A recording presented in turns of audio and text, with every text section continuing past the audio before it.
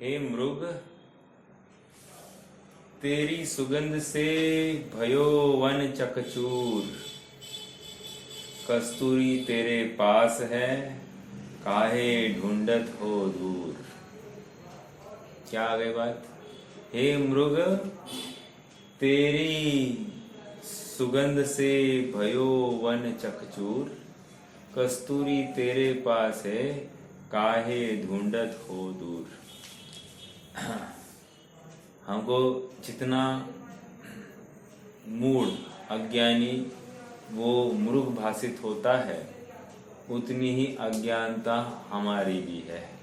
जो जो शुद्धात्मा को ध्याने के लिए प्रयास नहीं कर रहे हैं या प्रयास करते हुए यहाँ वहाँ दर दर की ठोकरें खा रहे हैं, इन सब के लिए ये उक्त दो पंक्तियाँ दोहा बहुत कार्यकारी है। अपनी वस्तु अपने में है, अपनी वस्तु अपने बाहर गई नहीं है, ऐसा जिसे निर्णय हो गया है, सहज ही उसका जीवन में आमूलचूल परिवर्तन आ जाता है। इष्टोपदेश का एक छंद है 24वां। परिशहाद्य विज्ञानात् आश्रवस्य निरोधिनी जायते ध्यात्म योगेन कर्मणामाशु निर्जरा। परिशहाद्य परिश प्रकट हो गए हैं तो उसका ज्ञान ही नहीं होता है। परिशहाद्य विज्ञानात् अविज्ञान, अविज्ञान मतलब क्या? हाँ, उसका भान भी नहीं है। ये परिचय हो रहा है, मतलब गर्मी है, भूख लगी है, प्यास है, या तृण परिचय है, धन समशक है, जो कुछ चल रहा है ना, कह रहे परिशहाद्य विज्ञानात् आश्रवस्य निरोधिनी। आश्रवों का निरोध हो रहा है। क्यों? अपनी मृग अपने पास में है। सॉरी, क्या है वो? कस्तूरी अपने पास में। मृग क्या है? मृग के पास कस्तूरी का भान हो गया तो समझदार है। उसी प्रकार इस जीव को अपने ज्ञान दर्शन सुख का भान हो गया तो बस वो आपकी भटकने से रुकने वाला है। तो भटकने से रुकेगा तो क्या होगा? परिशहाद्य विज्ञानात् आश्रवस्य निरोधिनी। आश्रव का स्वयमेव निरोध करता हुआ पाया जाता है। जायते ध्यात्म योगेन कर्मणामाशु निर्जरा। इसलिए क्या होता है? आत्मा के योग से, अपने आत्मा के योग से क्या होता है? सभी कर्मों की यथा योगी निर्जरा होते जाती है क्रमशः। समझ में आ रहा है क्या? जीव ऐसा ढूंढ ढूंढ कर किसी कर्म को नहीं पकड़ता और चल निकल जा बोलता, ऐसा नहीं। जीव मात्र एक तत्व निर्णय पूर्वक अपनी आत्मा में अपनत्व स्थापित करता है, अपनी वस्तु का भान करता है। अपनी वस्तु का भान होते ही स्वयं उसका काम हो जाता है। आज एक भाई का फोन आया था। उन्होंने पूछा कि ये वस्तुत्व गुण में क्या कहना। मैंने कहा वस्तुत्व गुण में क्या कहना? अपने प्रयोजनभूत कार्य करने के लिए वस्तु समर्पित है, अपना अपना प्रयोजनभूत कार्य करती है, ये वस्तु का वस्तुत्व गुण। मतलब अर्थात अपने अर्थ क्रिया कारित्व को वस्तु करती ही है, ये वस्तु का वस्तुत्व गुण। मतलब कह रहे जैसे वस्तु अपने द्रव्य क्षेत्र काल भाव को कहीं छोड़कर जाती ही नहीं। ये क्यों हुआ? क्योंकि वस्तुत्व गुण के कारण उसका काम ही है अपने वस्तु को अपने में ही बनाए रखना, बाहर जाने नहीं देना। ये वस्तुत्व गुण की वजह से हुआ। दूसरा, वस्तुत्व गुण बाहर नहीं चली गई, हाँ, या पर अपने में नहीं प्रवेश कर गया। ये क्यों हुआ? वस्तुत्व गुण, क्योंकि पर द्रव्य की अपने वस्तु में नास्ति है, ये नास्तित्व गुण में वस्तुत्व का स्वरूप है और उसकी वजह से बाहर की वस्तु अंदर आई नहीं, ये नास्तित्व गुण ने ऐसी रक्षा की। अब लगाइए हर इसमें देखो, मैं जान रहा हूं, राइट, जान रहा हूं, ये ज्ञान गुण में वस्तुत्व गुण क्या है?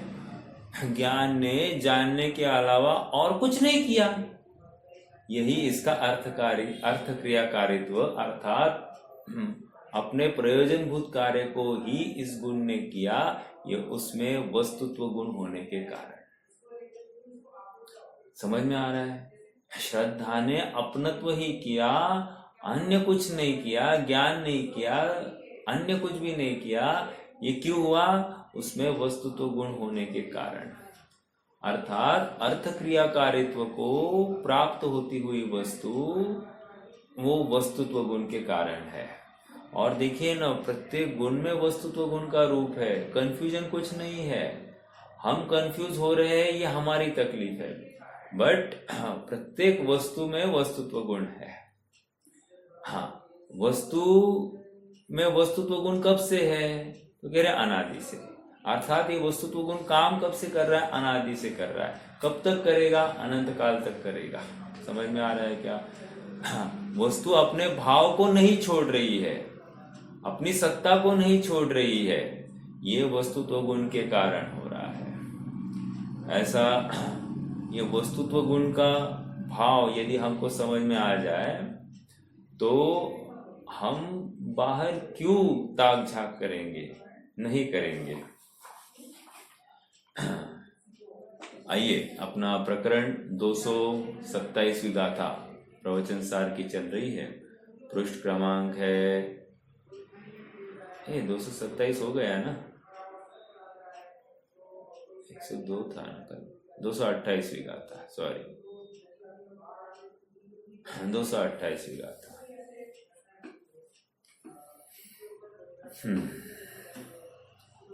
पेज नंबर 102 गाथा का पाठ करेंगे।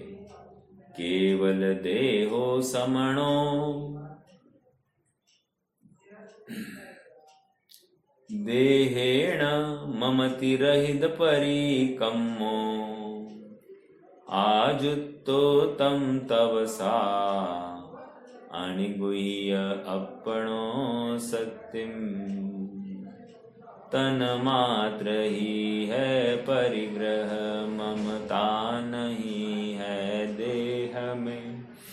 श्रृंगार बिन शक्ति छिपाए, बिना तप में जोड़ते।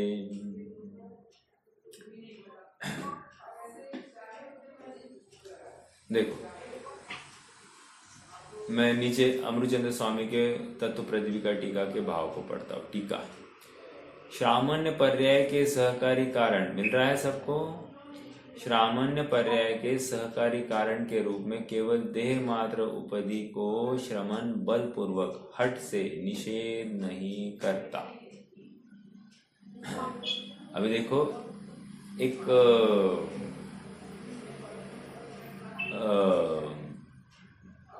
तत्वार्थ सूत्र का भी सूत्र है क्या? शरीर काय स्वभावो वा संवेग वैराग्यार्थम। शरीर और काय का स्वरूप देखकर इसको वैराग्य हो जाता है। सचमुच क्या हुआ है? स्वभाव का स्वरूप जानकर, निज स्वभाव का स्वरूप जानकर इसको जगत से विरक्ति हो गई है। भले ही यहाँ पर शरीर काय जगत स्वभाव वा संवेग वैराग्यार्थम कह रहे हैं, प्रैक्टिकल बात क्या है या लॉजिकल बात क्या है? अपने स्वभाव को ध्याकर ही इसको अपने आप स्वभाव का भान हो गया तो विरक्ति अपने आप हो गई है। सर्वोत्कृष्ट वस्तु, सर्वोत्कृष्ट निधि मेरे पास में ही है। अब मुझे बाहर में किसकी तलाश करनी और तलाश क्यों करनी जब सब कुछ मेरे पास में, मैं हूं अपने में स्वयं पूर्ण। 16वीं गाथा की टीका में क्या कहा? न जाने यह पामर जीव जब सब कुछ, सब कार्य स्वयमेव करता हुआ भी क्यों पर की आस में परतंत्र हो रहा है, व्यग्र हो रहा है। आगे बात। तो वहां पर क्या करे, ये प्रवचन सार की 16वीं गाथा, स्वयंभू वाली गाथा, वहां पर कह रहे कि सब कुछ स्वयं करता हुआ भी क्यों पर की आशा करता हुआ व्यग्र हो रहा है, परतंत्र हो रहा है। और सुनो, परतंत्र कल्पना में हो रहा है। हाँ, परतंत्र बाकी कहीं नहीं हुआ है, कल्पना में हुआ है। तो इस परतंत्रता का अभाव कैसे करे? परतंत्रता का अभाव, जहां जिस ज्ञान में परतंत्रता की कल्पना हुई है, उसी ज्ञान में पर स्वभाव स्वतंत्रता का जय घोष या नारा लगाना है। अपने कार्य अपने में ही हो रहे, अपने बाहर नहीं हो रहे हैं। देखो मुकेश भैया, आपका माइक म्यूट कर दीजिए। इसलिए केवल देह वाला होने पर भी 224वीं गाथा में बताए गए परमेश्वर के अभिप्राय को ग्रहण करके वस्तुतः यह शरीर मेरा नहीं है, इसलिए अनुग्रह करने योग्य भी नहीं है। सेम इसी तर्ज पर एक श्लोक इष्टोपदेश में आया है। दुःख संदोह भागित्वं संयोगादिह देहिनां त्यजामेनं ततः सर्वं मनोवाक्काय कर्मभिः। क्या कह रहे हैं? ये शरीर दुखों का समूह है, ठीक है। जैसे ही संयोग होता है, दुखों का संयोग चालू हो जाता है। तो अब क्या करना है? तो कह रहे हैं त्यजामेनम ततः सर्वम, अर्थात शरीर की सर्व प्रकार से क्या करते हैं? त्यजामेनम ततः सर्वम मनोवाक्काय कर्म भी, मन वचन काय से इस शरीर के प्रति का राग तोड़ देते हैं। समझ में आ रहा है क्या? बुद्धि पूर्वक मैं त्यजता हूं, अर्थात उससे मैं अपने संबंध को तोड़ देता हूं। महत्वपूर्ण बातें है, अपन सुखी कैसे होंगे? सुखी एकमात्र इस शरीर से संबंध तोड़ने से होंगे। सुखी अनुकूलता हो तो सुखी, ऐसा नहीं। प्रतिकूलता हो तो दुखी, ऐसा नहीं। मैं सुखी स्वभाव के आश्रय से ही बनता हूँ और मैं दुखी स्वभाव के अनाश्रय से ही होता हूँ। जब तक इस भ्रांति को ये जीव तोड़ता नहीं है कि परद्रव्य मेरे सुख दुख का कारण है, तब तक ये जीव नियम से दुखी होगा। देखो 224वीं गाथा में बताए गए परमेश्वर के अभिप्राय को ग्रहण करके वस्तुतः यह शरीर मेरा नहीं है, इसलिए अनुग्रह करने योग्य नहीं। अनुग्रह मतलब क्या? इसमें रति विशेष स्नेह अपनत्व करने योग्य नहीं है, किंतु उपेक्षा योग्य ही है। इसलिए देह के समस्त संस्कार अर्थात श्रृंगार से रहित होने से परिकर्म रहित है। परिकर्म रहित है मतलब क्या? अभी देह, ये मुनि अवस्था कह रहे हैं ना, साधक जीव की अवस्था कह रहे हैं, वे पूरे परिग्रह रहित हैं। क्यों? क्योंकि देह के प्रति कुछ भी उसकी व्यवस्था का विकल्प भी नहीं है। 5 इंद्रियों का अवलंबन है, लेकिन वो अवलंबन, उनका अवलंबन तोड़ने के लिए, अर्थात 5 इंद्रियों का अवलंबन होते हुए भी 5 इंद्रियों का अवलंबन टूट जाए, ये भावना को लेकर है। क्योंकि जब शरीर है तो शरीर का अवलंबन किया जाएगा और उससे अपना प्रयोजन साधा जाएगा। कल भी कहा ना मैंने कि जब तक ये देह है, इस देह का सदुपयोग कैसे किया जाएगा, इसका यत्न, इसका विचार तो होना ही चाहिए। हमको इस देह का उपयोग कैसे करना है, ये जिनवानी के माध्यम से समझना पड़ेगा। जिनवानी के अपने विकल्प के माध्यम से या अपनी बुद्धि के हिसाब से इसका निर्णय नहीं करना। फिर कभी कभी ऐसे लगता है कि मैं तो बहुत करता हूँ, बहुत करता हूँ, बहुत करता हूँ। तुम्हें लगता है तुम बहुत करते हो, लेकिन जिनवानी के हिसाब से तुम यथार्थ नहीं करते हो तो कुछ भी नहीं करते हो। समझ में आ रहा है क्या? ये ऐसा है। इसलिए कोई बहुत व्रत तपस्चरण करे, रस परित्याग करता है, कोई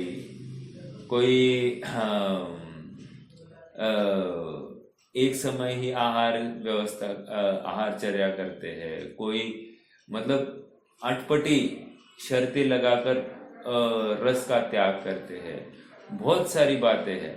बट मूल प्रयोजन वहाँ शुद्धात्मा का अवलंबन है क्या? शरीर के साथ तुमने तो तोड़ दिया, राइट, कोई विशेष बात नहीं, बट शरीर के साथ टूटने के बाद में तुम कहाँ जुड़े हो?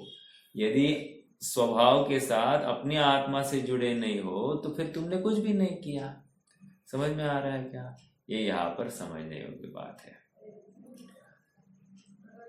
हाँ, इस कारण उनके देह के ममत्व पूर्वक अनुचित आहार के ग्रहण का अभाव होने से युक्ताहारीपना सिद्ध होता है। याद रखना, कल भी चर्चा की थी कि यहाँ पर इस कारण उनके देह के ममत्व पूर्वक अनुचित आहार के ग्रहण का अभाव होने से युक्ताहारीपना सिद्ध होता है। अर्थात किसी अपेक्षा वे आहार ग्रहण कर रहे हैं, हो रहा है योग्य आहार, राइट, योग्य आहार कह रहे या उचित आहार, उचित आहार इनका सेवन। युक्त आहार मतलब यहाँ पर उचित शब्द के से लिया जाएगा। अपन ने 11वीं प्रतिमा में देखा था उचित आहारी, उद्दंड विहारी। हाँ, 11वीं प्रतिमा वाला जी उचित आहारी, उद्दंड विहारी ऐसा कहा गया था।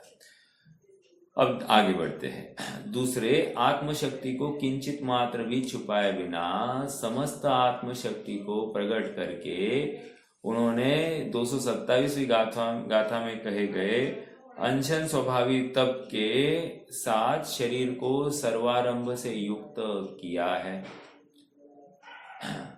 इसलिए आहार ग्रहण से होने वाली योग ध्वंस का अभाव होने से उनका आहार युक्त आहार अर्थात योगी का आहार है। इस प्रकार उनके युक्ताहारीपना सिद्ध हुआ। अब दूसरा अर्थ कर रहे हैं, योगी का आहार है, बस एक। और योगी का आहार क्यों है? क्योंकि उन्होंने सर्वारंभ से एक मिनट, अनशन स्वभावी तप के साथ शरीर को सर्वारंभ से युक्त किया है। इसलिए आहार ग्रहण करने से होने वाले योग ध्वंस का अभाव होने से, योग ध्वंस मतलब क्या कहा था? 227वीं गाथा में आया था। योग ध्वंस का अभाव होने से मतलब क्या? योगों का अवलंबन हुआ, तो अभाव होने से उनका आहार युक्त आहार योगी का आहार है। इस प्रकार उनके युक्ताहारीपना सिद्ध होता है। तर्क दे रहे हैं, पहले क्या कहा था? अनशन स्वभावी है, अनाहारी स्वभावी है। क्यों? क्योंकि वे अनशन स्वभाव को ध्या रहे हैं, अनाहारी स्वभाव को ध्या रहे हैं। अब यहाँ पर क्या कह रहे हैं? शरीर मात्र परिग्रह है, ये वो भी जानते हैं, और इसके यथार्थ पोषण के लिए अर्थात ये एक अपना प्रयोजनभूत कार्य साधने के लिए ये जितना सपोर्टिव चाहिए इसका सिस्टम, उतना इसको आहार व्यवस्था कराते हैं। इसलिए युक्ताहारी बना, योगी के योग्य आहार कराते हैं, इसलिए युक्ताहारी बना। देखो गाड़ी में ईंधन कितना डालना? अरे जितना हमको चलना है उतना। समझ में आ रहा है क्या? तो उसी प्रकार यहाँ पर मुनिराज इस शरीर को कितना आहार कराएंगे? जितना उससे काम निकालने की जरूरत है उतना। समझ में आ रहा है क्या? इसलिए उनकी आहारचर्या को अक्षमृक्षण भी कहा गया है। अक्षमृक्षण मतलब क्या? अक्षमृक्षण मतलब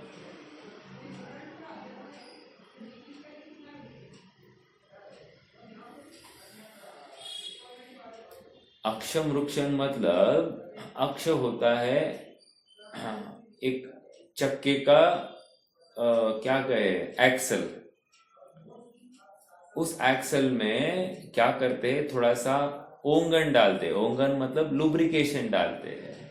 लुब्रिकेशन डालने से क्या हो गया, कह रहे हैं कि अब वो क्या क्या आवाज नहीं करेगा। समझ में आया?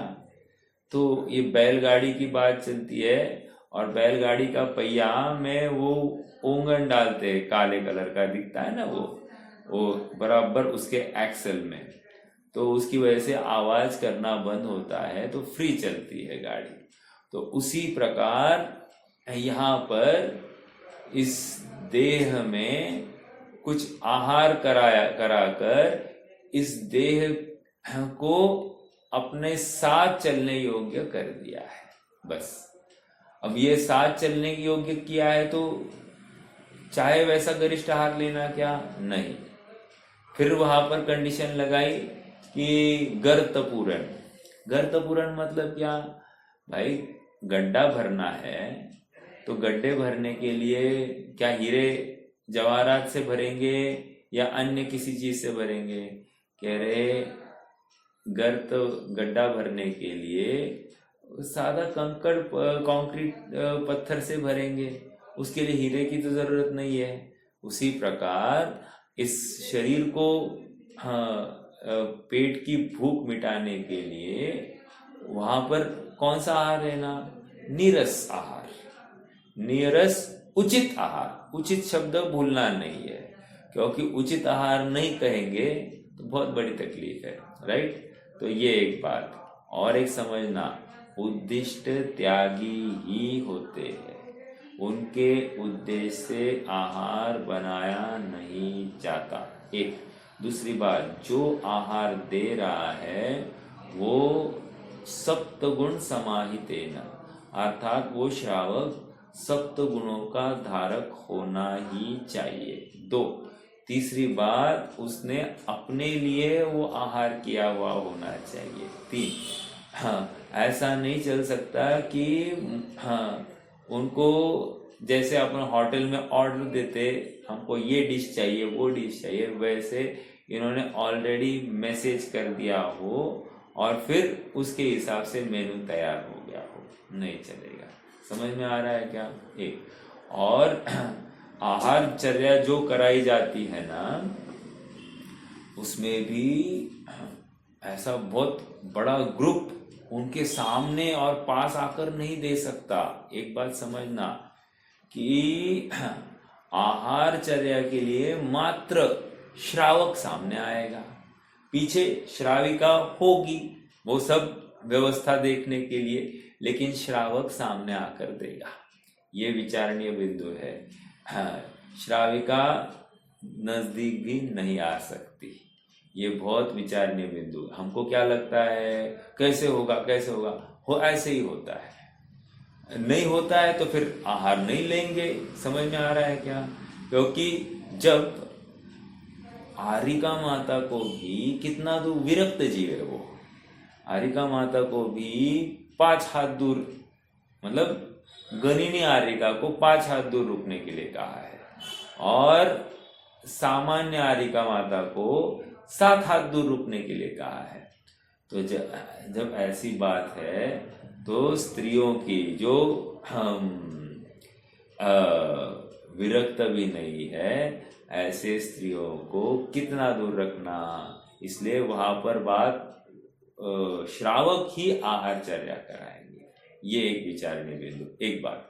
दूसरी बात और विचारना कि आहार जो कराने वाले हैं ना, आहार कराने वाले 2-4 मतलब मोहल्ले के 2-4 मतलब जितने घर है सब इकट्ठे, अपने परिवार वाले, अपने सब क्या कह रहे हैं कि परिकर अर्थात अपने रिश्तेदार सब आते हैं और आहार अपने हाथ से पानी एक के हाथ से और एक के हाथ से ऐसे नहीं चलता। हाँ, वो तो प्रॉपर श्रावक उसको चेक करेगा, चेक कर कर उनके अंजलि पुट में परोसेंगे। अंजलि पुट में डालने के बाद में श्रावक ने चेक किया इसलिए ये चेक नहीं करेंगे, ऐसा नहीं, ये भी अपनी तरफ से फिर से चेक करेंगे और फिर उस आहार को ग्रहण किया जाएगा। समझ में आ रहा है? ऐसी ही चर्या है। और इशारा नहीं, मौन रहता है, इशारा भी नहीं करते, ये याद रखना। तुम दो ऐसा कुछ नहीं चलेगा। ओके, हाँ, बस वो तो उनका आहार की तरफ ही ये होता है। और देखो ना, तर्क ये है कि आहार के लिए कितना समय लगेगा, ये भी एक प्रश्न है। मुनि के आहार के लिए कितना समय लगता है? किसी को पता है मुनि का आहार कितने समय में हो सकता है, मिनिमम और मैक्सिमम?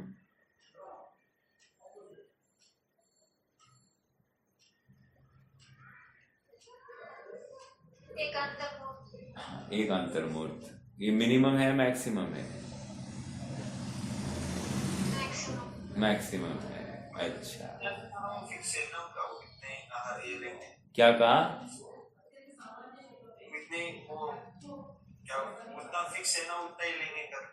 वो फिक्स है, वो क्या लेंगे यार? हाँ हाँ, ये तो 32 ग्रास की बात आ गई। ठीक है, 32 ग्रास ये मैक्सिमम आहार कहा गया है। और वो कौन करता है मालूम है क्या आपको? वो तो चक्रवर्ती करता है। चक्रवर्ती, पूर्व में जो चक्रवर्ती अभी मुनि स्वरूप में आया है, मुनि दशा में आया है, वो आहार करता है। ठीक है, मेरा प्रश्न ये था कि मैक्सिमम टाइम कितना लेते हैं वे आहार के लिए? तो ऐसा आया है 3 अंतर्मुहूर्त। समझ में आया? 3 अंतर्मुहूर्त की बात है। हाँ, मतलब 3 मुहूर्त, नॉट 3 अंतर्मुहूर्त, 3 मुहूर्त, मतलब 48 48 48। कितना हो गया? 2 सवा 2 घंटे। अब प्रश्न ये है, इतना देर वो आहार करते रहेंगे तो फिर सामयिक, स्वाध्याय, आत्म ध्यान ये कब करेंगे? तो कह रहे हैं ये देखो, आहार लिया, ऐष्णा पूर्वक लिया है, ग्रहण किया, अब निगल, मुंह में है विकल्प है, निगल रहे हैं विकल्प है, लेकिन निगल लेने के बाद में अब वे शुद्ध उपयोग कर सकते हैं। समझ में आया? हाँ, हाथ में मान लो आहार होगा तो ग्रहण नहीं न किया, उतने समय में भी वे शुद्ध उपयोग कर सकते हैं। तो ऐसा शुद्ध उपयोग चलते रहता है। ठीक है, बट इसको हम सामयिक नहीं कहेंगे, इसको सामयिक नहीं। सामयिक के काल में, सामयिक का काल जो होता है ना, वो प्रॉपर पद्मासन की मुद्रा या खड्गासन की मुद्रा, इसमें ही वे पाए जाएंगे और उसी मुद्रा में वे स्वभाव को ध्याते हुए पाए जाएंगे। अब ये जो आहार ले रहे हैं, आहार लेते समय भी शुद्ध उपयोग, विहार करते समय भी शुद्ध उपयोग पाया जा रहा है, क्योंकि और क्या करेंगे? आत्मा का ही चिंतन है। आहार ग्रहण करते हुए भी आत्मा का चिंतन है, अनशन स्वभाव, ये सिद्ध हो रही है बात। नहीं तो शुद्धात्मा की अनुभूति कैसे होती? देखो, अपन भोजन करते समय आपने वो क्या है, इसके टेस्ट का, इसमें क्या कम था, अगली बार क्या करना, क्या नहीं करना, शाम को क्या खाना, भोजन होते होते ही हम शाम का क्या करना है, क्या खाना है, ये नक्की करते हैं। कल कैसे चेंज करके खाना है, इसका नक्की करते हैं कि नहीं? वे क्या कर रहे हैं?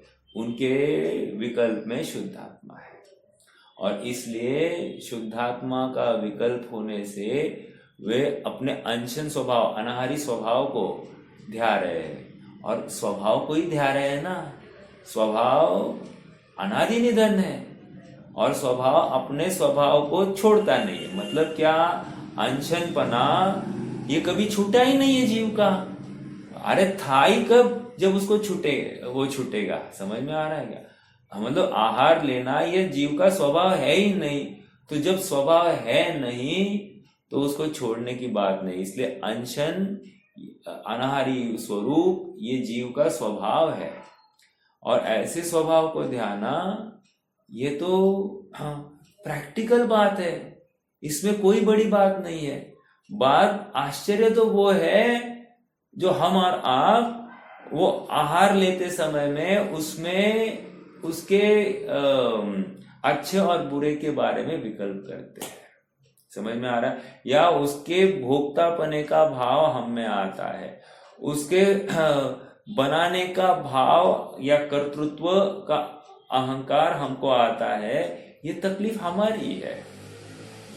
मैं न भोजन बनाने वाला न भोजन खाने वाला, ऐसा जिसको स्वीकार हो गया है वही शुद्ध आत्मा को ध्याता है।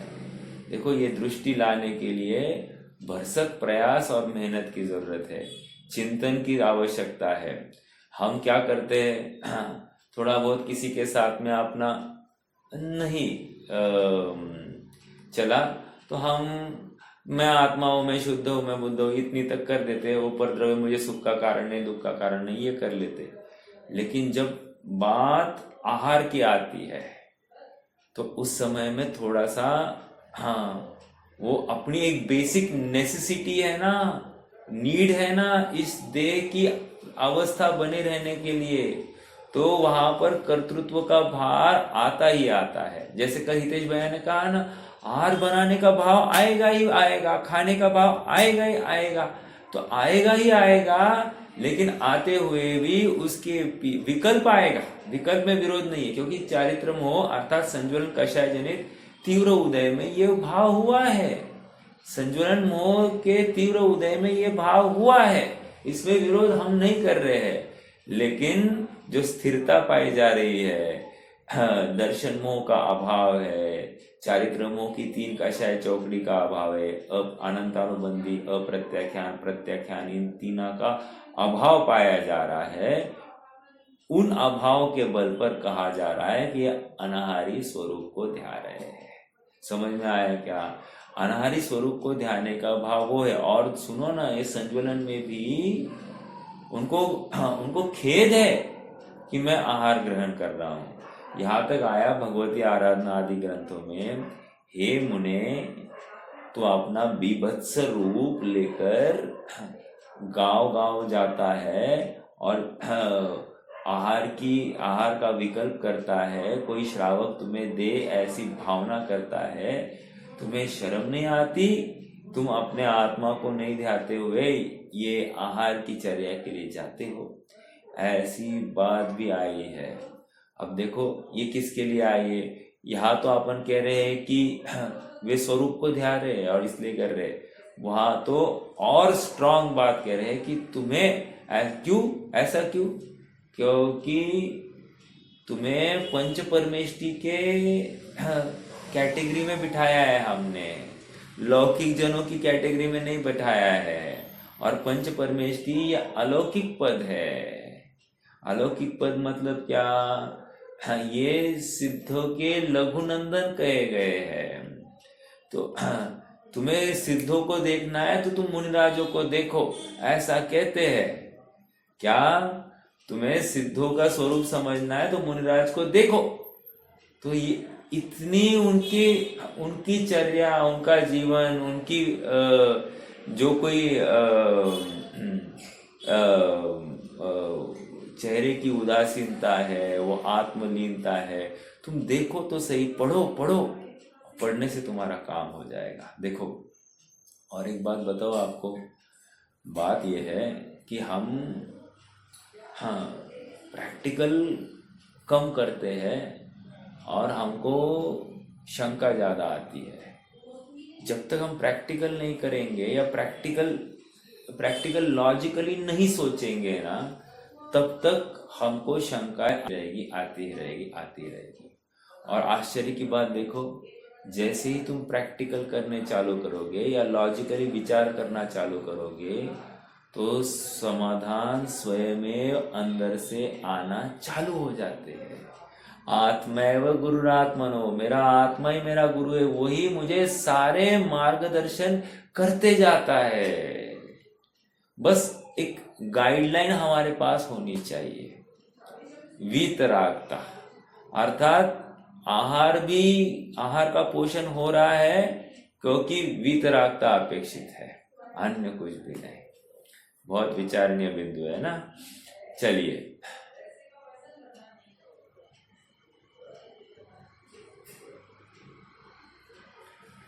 इस गाथा के भाव को स्पष्ट करने के लिए आचार्य जयसेन तात्पर्य वृत्ति टीका में तत्व प्रदीपिका टीका का ही अनुसरण करते हैं। अब पंडित देवीदास जी का आ जाइए, नीचे आ जाइए, छंद के नीचे आ जाइए। मुनि महाराजों के एकमात्र शरीर के परिग्रह का निषेध नहीं किया गया है। हाँ, किसने किया नहीं है? अरे किया नहीं गया है मतलब अनिषिद्ध परिग्रह है, इतना ही कह रहे हैं। हालांकि देह के साथ भी नॉन रिलेटिविटी है, बट क्या करे, जन्म से लेकर मरण तक ये साथ साथ ही पाया जाता है। शरीर होते हुए भी अपने को अशरीरी देखना है। लेकिन अब जिसको शरीर होते हुए भी अपने को अशरीरी देखना है, इसमें दम लगता है कि नहीं? हाँ देखो एक एग्जाम्पल देता हूं मैं, है ना। मान लो एक तब बताया गया है अनशन अवमोदर्य। मैं बस अवमोदर्य की चर्चा करूंगा। अनशन से बड़ा अवमोदर्य कहा है। ऐसा कैसे कहा? अनशन में क्या है? भूखा रहना, कुछ भी नहीं खाने का। और अवमोदर्य में भूख से कम खाना। प्रश्न ये है, हाँ, अनशन से अवमोदर्य बड़ा तब कहा गया है। अब कोई मानेगा इस बात को? नहीं मानेगा। अब प्रैक्टिकल करके देखना फिर। अभी देखो भोजन, हम आहार के लिए बैठे, भोजन के लिए बैठे हैं और हमारी मनपसंद वस्तु सामने है। अब प्रश्न ये है, वो भक्ष्य वस्तु है, हमको भूख भी है और अपने शरीर के लिए पोषक भी है, ऐसी सब बातें हैं उसमें। लेकिन हमने उसमें क्रुद्धता भाषित होने के कारण हमने, मान लो 2 खाने का भाव था तो एक ही चीज खानी, एक ही यूनिट खाना, तो और दूसरा यूनिट नहीं खाना। इससे क्या हो गया? इससे कह रहे हैं कि हमारी आसक्ति घटी, और आसक्ति घटने से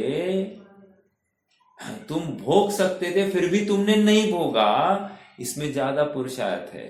देखो सामने ही नहीं है वस्तु और फिर उसको भोगने का भाव ही नहीं आता है। लेकिन वस्तु सामने है, तुम भोग सकते हो, ये तुम जानते हो, और उसको नहीं भोगना है, उसमें ज्यादा दम लगता है, ज्यादा पुरुषार्थ लगता है। इसलिए अवमोदर्य को अनशन से बड़ा तब कहा है। समझ में आ रहा है? अब यहां पर लगाइए, मैं ये बात क्यों बता रहा हूं। देखो देह है, देह होते हुए भी देह से विरक्ति, ये बहुत बड़ा चैलेंज है। क्योंकि जब तक देह है, देह संबंधी विकल्प खड़ा रहता है, आता ही है, पूर्व संस्कारवश ये सब सामने आता है।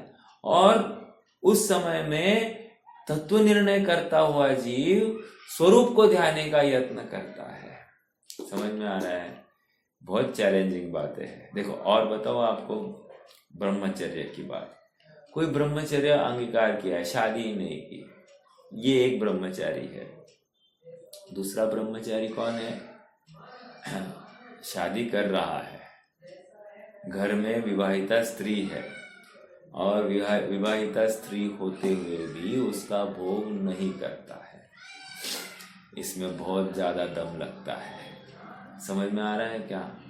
स्त्री सामने है, अपनी विवाहिता स्त्री है, लोक मर्यादा में है ये सब बातें, ऐसा होता हुआ भी उसका भोग नहीं करना, इसमें ज्यादा ताकत लगती है, ज्यादा बल और पौरुष लगता है। इसलिए मैं बात ये सिद्ध करना चाह रहा हूं, देह है और देह की पूरी व्यवस्था करनी भी है और उससे विरक्त भी होना है। बहुत चैलेंजिंग बात है। इसलिए यहाँ पर युक्ताहारी भी कह रहे हैं और युक्त अयुक्त मतलब अनाहारी भी कह रहे हैं। समझ में आ रहा है क्या? आहार से युक्त भी कह रहे हैं और अनाहारी भी कह रहे हैं। अनाहारी क्यों? 3 कषाय चौकड़ी का अभाव। आहारी क्यों? क्योंकि संज्वरण के तीव्र उदय में यहाँ पर उचित आहार लेते हुए पाए जा रहे हैं। हाँ, और उसके पीछे आसक्ति का भाव नहीं है। ठीक है, वहां पर बिल्कुल खेद है कि मैं गलत कर रहा हूँ। मतलब चारित्र मोह जनित यहाँ पर तीव्र उदय पाया जा रहा है संज्वलन का, उसमें वहां पर खेद भाव है, ये मानना ही पड़ेगा। क्यों? क्योंकि देखो ना, वे शुद्धात्मा को ध्या रहे हैं ना, आहार ग्रहण करते हुए भी शुद्धात्मा को ध्या रहे, तो उस समय स्वभाव का भान है कि नहीं मैं अनाहारी स्वभावी हूँ? बराबर है कि नहीं? और देखो ना, अगले समय में इमीडिएटली वो आहार का कवल ले लिया, मुख में चबाया और निगल भी लिया। हाँ, मैंने थोड़ा सा परफेक्ट बताऊं अभी फिर से आपको। आहार का कवल हाथ में है, जब देख रहे तब शुद्ध उपयोग नहीं हो सकता। ठीक है, मतलब उसका परिमार्जन कर रहे होंगे आहार का जो कवल है, तब शुद्ध उपयोग नहीं हो सकता। मुंह में डाल दिया ग्रास मुंह में डाल दिया तो चबा रहे हैं, तो चबा रहे, उसमें कोई प्रॉब्लम नहीं है उनको शुद्ध उपयोग की। बट निगलना है, निगलते समय में विशेष उपयोग देना पड़ता है, तो उस समय में शुद्ध उपयोग नहीं हो सकता। एक बार निगल लिया, निगलने के बाद में फिर से शुद्ध उपयोग कर सकते हैं। ठीक है, ये आहार की बात हो गई। विहार की बात क्या है मालूम है? विहार में 2 पैर बराबर जमीन पर लगे हुए हैं। ऐसी अवस्था में उनको एक शुद्ध उपयोग हो सकता है। ये पैर उठा दिया, कोई भी एक पैर उठा दिया तो शुद्ध उपयोग नहीं हो सकता। हाँ, एक बार इसका मतलब मालूम है क्या है? यहाँ पर 2 पैर जमीन पर जैसे चलते चलते उनकी स्पीड इतनी कम हो जाती है, मानो रुक से जाते हैं, और उतने में वो एक शुद्ध उपयोग कर लेते हैं। शुद्ध उपयोग करने के बाद में फिर से थोड़ा सा स्पीड पकड़ लेते हैं। समझ में आ रहा है क्या? ये इस प्रकार विहार में भी उनका शुद्ध उपयोग होता है चलते चलते। समझ में आया? अब ये कैसे पॉसिबल है? हमको तो चलते चलते हाँ बोलिए। मुझे लगा तो अंतर्मोर के अंदर शुद्ध उपयोग होना चाहिए। हाँ, एवरी अंतर्मोर का राइट। अभी जैसे उनका में ग्राम से तो वो शुद्ध हुआ। हाँ, तो वो अंतर्मोर तो मतलब संघर्षण भी है। अंतर्मुहूर्त क्या है? फिर से बोलिए। हर अंतर्मोर के अंदर होना चाहिए ना। बराबर। तो हर ग्राम के बाद होगा ऐसा जरूरी नहीं है। हाँ, बराबर है ना। पीरियड के अंदर करना। करेक्ट करेक्ट करेक्ट, जरूरी नहीं है, लेकिन हो सकता है, पॉसिबिलिटी की बात कर रहा हूँ। हाँ, हो सकता है। और अंतर्मुहूर्त मतलब क्या? बड़ा अंतर्मुहूर्त थोड़ी लेना है अपने को। देखो, साधक जीव है, वो क्या करेगा? जैसे अपन धंधा खोल के बैठे हैं, तो धंधा खोल के बैठे हैं तो हम व्यापार कब कब नहीं चाहते हैं? प्रश्न ये है। अरे क्या प्रश्न है? हम तो हर समय में व्यापार चाह रहे हैं, हर समय में ग्राहक अपने घर अपने दुकान पर आया, ऐसा चाहते हैं कि नहीं? इसी प्रकार ये हर समय में आत्मा से व्यापार करना चाहते हैं। आत्मा से व्यापार करना चाहते हैं मतलब परिणति या बराबर आत्मा को ध्याने के लिए इच्छुक है। हाँ हितेश भैया, प्रश्न है आपको। अभी अभी जैसे बताया हम्म कि अगर कवल हाथ में है तो मैं नहीं कर रहा। अगर उस टाइम पे अगर वो ऐसा सोच रहे कि मैं देख रहा हूँ और जान रहा हूँ उसे, हाँ, तो वो शुद्ध नहीं आया ना। नहीं नहीं नहीं, उपयोग बा कह रहे ना आप। उपयोग मतलब व्यापार रूप होता है, इतना याद रखना। कभी भी उपयोग शब्द आया ना, वो व्यापार होता है। व्यापार मतलब क्या? जीव का परिणाम, व्यक्त, जो पकड़ में आ रहा है। उपयोग जो है वो पकड़ में आता है। लब्धि रूप परिणाम हो या परिणति रूप परिणाम है, वो पकड़ में नहीं आ रहा है। लेकिन पकड़ में नहीं आते हुए भी उसको लेकर स्थिरता है। स्थिरता के कारण अनाकुलता भी पाई जा रही है और कर्मों की निर्जरा भी पाई जा रही है। दो बातें कही, अनाकुलता भी है, निर्जरा भी है, पकड़ में नहीं आए। क्योंकि ज्ञान किसका होता है? जो व्यापार रूप है उसका ही होगा। अब देखो, ज्ञान, दर्शन, चारित्र, 3 गुण है, बराबर। ज्ञान में क्या चल रहा है? ज्ञान में लब्धि और उपयोग, ये 2 धाराएं हैं। कल मैंने 2 धाराएं किसकी खोली थी? चारित्र की खोली थी। यहां पर ज्ञान की भी 2 धाराएं खोलो, लब्धि और उपयोग। उपयोग में जानना हो रहा है, लब्धि में क्या हो रहा है? लब्धि में सारा कंटेंट भरा है। जो क्षयोक्षम है ना, एक्चुअली क्षयोक्षम क्या है मालूम है? लब्धि प्लस उपयोग इज इक्वल टू क्षयोक्षम। क्षयोक्षम मात्र इतना नहीं है कि मैं वर्तमान में क्या क्या कर रहा हूं और क्या जान रहा हूं। नो, इतना ही क्षयोक्षम नहीं है। क्षयोक्षम मतलब लब्धि प्लस उपयोग इज इक्वल टू क्षयोक्षम, इतना बड़ा है। और उस क्षयोक्षम का भी मैं कितना छोटा सा अंश यूज कर रहा हूं, आप पकड़ लेना। मान लो मेरे पास क्षयोक्षम की 70 डिग्रीज है, एग्जाम्पल, लेकिन वर्तमान व्यापार में, उपयोग में मैं मात्र 10 डिग्रीज यूज कर रहा हूं। समझ में आ रहा है? तो अब ये 10 डिग्रीज जो है ना, 10 डिग्रीज में मैं जो कोई कार्य कर रहा हूं वो व्यापार हो रहा है, ज्ञान संबंधी। और लब्धि में वो 60 डिग्रीज का वो लब्धि पड़ी है। समझ में आया? बची हुई जो 60 डिग्रीज है वो किस में पड़ी है? लब्धि में पड़ी है। अब लब्धि में पड़ी मतलब क्या? मुझे जानकारी है लेकिन व्यापार रूप नहीं है। इसलिए ज्ञान तो जो व्यापार हो रहा है ना, उसी का होगा एक। ठीक है? श्रद्धा की बात तो सरल है, अहम कर रही है, या तो पर में या तो स्व में। ठीक है? तो श्रद्धा में कोई दिक्कत नहीं है। अब चारित्र में भी क्या हो गया? शुभ उपयोग, अशुभ उपयोग और शुद्ध उपयोग। अब मैंने 3 फाइल खोली है। क्या क्या कहा? शुभ उपयोग, अशुभ उपयोग और शुद्ध उपयोग। अशुभ उपयोग की तो बात ही नहीं करनी है अपने को, शुभ उपयोग हो रहा है। तो शुभ उपयोग में क्या हो रहा है? वो 28 मूल गुण का पालन का भाव, आहार आदि चर्या का पालन का भाव, या फिर 28 मूल गुण में तो सब कुछ आ गया। 5 महाव्रत, 5 समिति, 3 गुप्ती कहो, या 5 इंद्रिय जय कहो, 7 विषय, 6 आवश्यक कहो, 7 अन्य गुण कहो, ये सब आ गया उसमें। तो ये जितनी भी चर्या है वो किस में जाएगी? वो शुभ उपयोग में जाएगी। समझ में आ रहा है?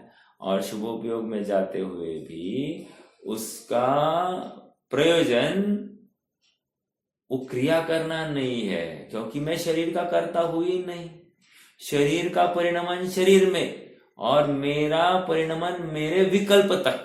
क्या कैसे मान रहे वो? मेरे आत्मा का परिणमन मात्र मेरे विकल्प तक चल रहा है। अब मेरे विकल्प के अनुसार शरीर क्रिया नहीं करे तो नहीं करे, मुझे कोई प्रॉब्लम नहीं है। ये ऐसी सहजता उनकी पाई जाती है। समझ में आ रहा है क्या? हो सकता है ना ऐसे कि शरीर साथ नहीं दे रहा है और इनकी भावना उद्दंड है, तो उपयोग में, शुभ उपयोग में क्या आएगा? वो व्यापार आएगा। ठीक है? और उस व्यापार को शुद्ध उपयोग नहीं कहा जाएगा। शुद्ध उपयोग इज प्रॉपर आत्मा में प्रवृत्ति। तो शुद्धोपयोग में क्या हो गया? आत्मा प्रवृत्ति मतलब क्या? आत्मा में ही रमणता पाई जा रही है। अभी शुभोपयोग में आत्मा में रमणता नहीं है, लेकिन शुद्धोपयोग में आत्मा में रमणता पाई जाएगी। उस समय ज्ञान क्या कर रहा है? ज्ञान आत्मा को ही जान रहा है। अभी क्या कर रहा था? अभी वो आहार का मतलब वो मान लो आहार का कवल उनके अंजुलि पुट में है, तो उसको जान रहा था ये आहार का कवल है, ये मुझसे भिन्न है, ये मैं ग्रहण करके मैं इसके ग्रहण करने से मैं पुष्ट नहीं होऊंगा, ऐसा चिंतन चल रहा है उनका। तो ये ज्ञान का उपयोग की बात चल रही है। और ज्ञान की लब्धि में क्या पड़ा है? मैं आत्मा हूं। समझ में आ रहा है क्या? ये लब्धि में पड़ा हुआ होना चाहिए। और चारित्र के उपयोग में क्या चल रहा है? चारित्र के उपयोग में वो मान लो आहार ग्रहण कर रहे हैं, तो वो निर्दोष आहार हो इस संबंधी उनकी चेष्टा चलती होगी, ये उपयोग की बात। और उसी समय में एक चीज चलती है, शुद्ध परिणति। शुद्ध परिणति क्या कह रहे हैं? शुद्ध परिणति उस जीव को स्थिरता रूप होती है, अर्थात तीन कषाय चौकड़ी के अभाव में वो शुद्ध परिणति होती है। अभी चार्ट मैंने इतना बड़ा कर दिया है कि आप कंफ्यूज हो जाओगे, लेकिन जो कल मैंने जो दो बातें करी थी, ज्ञान धारा कर्म धारा, उसमें ज्ञान धारा में कर्म धारा में अपने को क्या क्या लेना है मालूम है? कर्म धारा में अशुभ उपयोग, शुभ उपयोग, इन सबको कर्म धारा में ले लीजिए, ठीक है। और शुद्ध उपयोग है ना, वो ही मात्र ज्ञान धारा में जाएगा, ठीक है। एक बात और, एक ज्ञान धारा में क्या डालना है? शुद्ध परिणति, उसको भी ज्ञान धारा में डाल देना है। समझ में आया? अगर आपको समझ में आया तो ठीक है, तो टेंशन नहीं लेना। कभी योग बना तो चार्ट बनेगा, चार्ट के हिसाब से समझा दूंगा। शुद्ध परिणति मतलब तीन कषाय चौकड़ी का अभाव, मतलब जितनी यथा योग्य कषाय चौकड़ी का अभाव है, और उसके अभाव में जो स्थिरता है जीव को। स्थिरता मतलब अनाकुलता, अनाकुलता मतलब निर्जरा। समझ में आ रहा है क्या? ये सब एकात्वाची है। निर्जरा होती ही, जितने कषाय चौकड़ी का अभाव है उतनी निर्जरा पाई जा रही है, ऐसा है। तो शुद्ध परिणति इस कषाय चौकड़ी का अभाव चारित्र मोह में है। चारित्र मोह की बात चलती है। हाँ जी,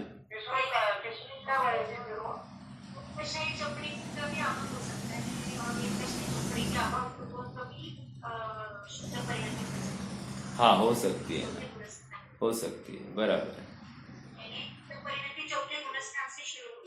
बराबर बराबर। वहां पर एक कषाय चौकड़ी का अभाव, फिर पांचवें में दो कषाय चौकड़ी का अभाव, और छठवें में तीन कषाय चौकड़ी का अभाव, ऐसा है। हाँ रोहित भैया, आप कुछ कह रहे थे?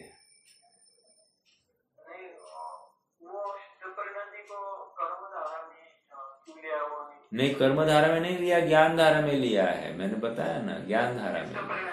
हाँ, शुद्ध परिणति को ज्ञान धारा में लेना है, क्योंकि वहां तो डायरेक्टली आत्मा का ही ये है ना, कषाय चौकड़ी का अभाव है, तो वहां आत्मा को ही ध्यान है। एंड लॉजिकली आपको बताओ भैया, ये 25 कषाय बताइए ना, आप मोक्ष मार्ग प्रकाशक पढ़ लेना, सचमुच 25 कषाय की बात ही नहीं है। बात तो ये है कि अनंतानुबंधी योग्य परिणाम नहीं है, मतलब उस इंटेंसिटी के परिणाम नहीं है, इसलिए कह रहे अनंतानुबंधी कषाय गई है। फिर कह रहे कि अप्रत्याख्यानावरण योग्य परिणाम नहीं है, अर्थात वो कषाय क्रोध मान माया लोभ नहीं है, इसलिए दूसरी कषाय चौकड़ी गई है। लॉजिकली हाँ, वो इंटेंसिटी, कषाय की इंटेंसिटी घटती घटती गई है, इतनी सी बात है, ज्यादा कुछ नहीं है।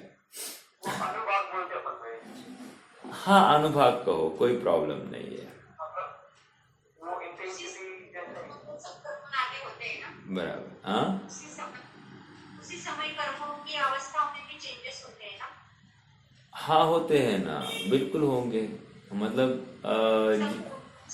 बराबर है, जीव वहां पर फिर यथा योग्य कर्मों को का बंध ही नहीं करता है। जैसे चौथे गुणस्थान में 41 कर्म प्रकृतियों का बंध रुक जाता है, पांचवे में 51 कर्म प्रकृतियों का बंध रुक जाता है, छठे में 62 प्रकृतियों का बंध रुक जाता है, सातवें में 63 का रुक जाता है। तो ये बंध रुक गया मतलब उस संबंधी आश्रव भी रुक गया, आश्रव रुक गया मतलब निर्जरा चालू हो गई उस संबंधी, ऐसा वो लिंक ही बिठाते जाना। तो ये स्थिरता है, ये कर्म प्रकृतियां बन नहीं रही है, इसका मतलब ये आत्मा में स्थिरता प्रकट हो गई है, ऐसा हमको लगाना है। और कर्म प्रकृतियां क्या है, वो तो एक मापक है, इंडिकेटर है, जीव कितना अंदर बैठ रहा है, मतलब कितना रुचिवंत है अपने स्वभाव को ध्यान में, ऐसा उसका हेल्थ दिखा रहे, हेल्थ ग्राफ है, हेल्थ ग्राफ।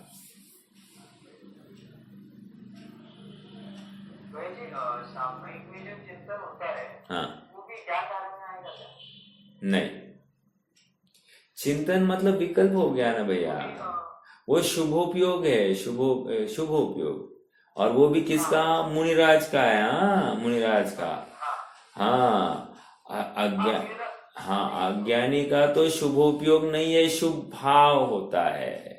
अज्ञानी का शुभ भाव होता है, शुभोपयोग नहीं होता है।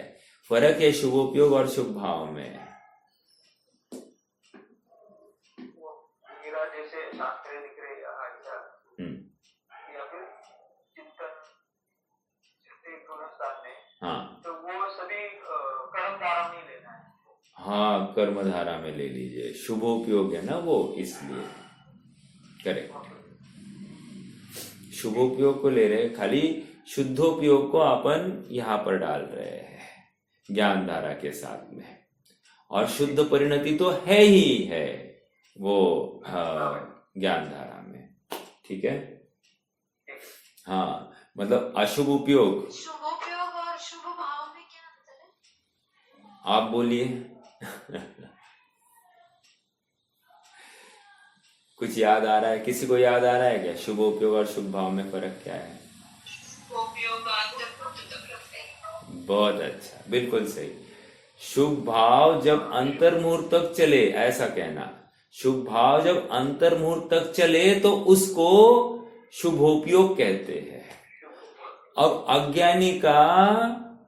अज्ञानी जीव का शुभ भाव अंतर्मुहूर्त तक भी नहीं टिकता।